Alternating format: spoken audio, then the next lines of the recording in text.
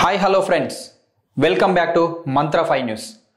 ఏదైతే కొండా సురేఖ గారిపై నాంపల్లి కోర్టులో అక్కినేని ఫ్యామిలీ దాఖలు చేసిన పిటిషన్పై ఈరోజు వాదనలు ప్రతివాదనలు ముగిశాయి. సో మా వాదనలు ప్రతివాదనలు ముగిసిన తర్వాత కోర్టు 9వ తారీఖుకి ఈ కేసుని వాయిదా వేసింది. ఆ రోజు నాగార్జున గారిని వాళ్ళ సాక్షులని ప్రవేశపెట్టాలని వారి తరపు లాయర్కి సూచించింది. సో దీన్ని బట్టి కొండా సురేఖ గారు ఎలా ఎదుర్కొంటారు అనేది ప్రజల్లో కొండా సురేఖ గారి వర్గంలో ఒక ఆసక్తి అయితే నెలకొంది. దీనిపైన కాంగ్రెస్ హైకమాండ్ అండ్ రేవంత్ రెడ్డి సర్కార్ చాలా సీరియస్గా ఉందన్నట్టు ఒక సమాచారం అయితే అందింది.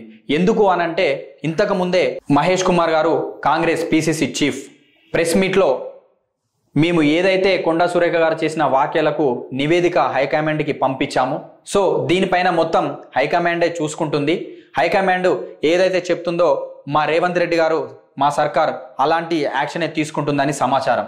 సో దీన్ని బట్టి మన అందరికీ అర్థమవుతుంది ఏంటంటే ఖచ్చితంగా కొండా సురేఖ గారి మంత్రి పదవిని బర్తరఫ్ చేయనున్నారా, లేకపోతే రేవంత్ రెడ్డి గారే రాజీనామాని చేపించనున్నారా అనేది ఒకటి ఇక్కడ వార్త చక్కర్లు కొడుతుంది. సో దీన్ని బట్టి అక్కినేని ఫ్యామిలీదే గట్టి పైచేయి ఉన్నట్టుగా న్యాయస్థానంలో మంచి వాదనలు అయితే వినిపించాయి. ఇక్కడ కొండా సురేఖ గారి తరపు న్యాయవాది కూడా ఏమన్నారంటే బీసీ అనే ఒక పదాన్ని తీసుకొచ్చారు.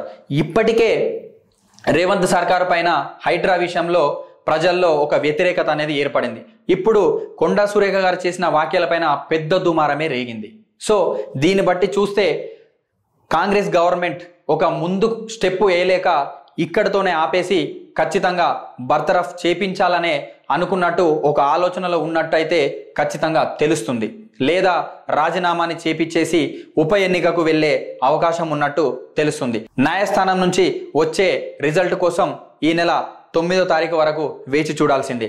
అలాగే మంత్రి గారి కొండా సురేఖ గారి మంత్రి పదవి ఉంటుందా లేదా అనేది 12వ తారీఖు కాంగ్రెస్ యొక్క అఖిలపక్ష సమావేశం ఉంది. ఓకే, కొండా సురేఖ గారి మంత్రి పదవి పైన కూడా ఒక ఆశలైతే గల్లంత అయినట్టు కనిపిస్తుంది. 12వ తారీఖు రేవంత్ రెడ్డి సమక్షంలో వీళ్ళ మంత్రి సమావేశం అనేది ఒకటి ఉంది. సో ఆ రోజు 12వ తారీఖు రోజు మంత్రి గారి పదవి ఉంటుందా లేకపోతే రాజీనామా చేపిస్తారా అనేది ఆ రోజు తెలియబోతుంది.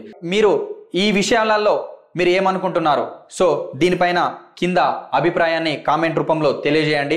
మంత్ర 5 న్యూస్ని లైక్ చేయండి, సబ్స్క్రైబ్ చేయండి. మంత్ర 5 న్యూస్ ఉందే ప్రజల కోసం, మీకోసం. Thank you all.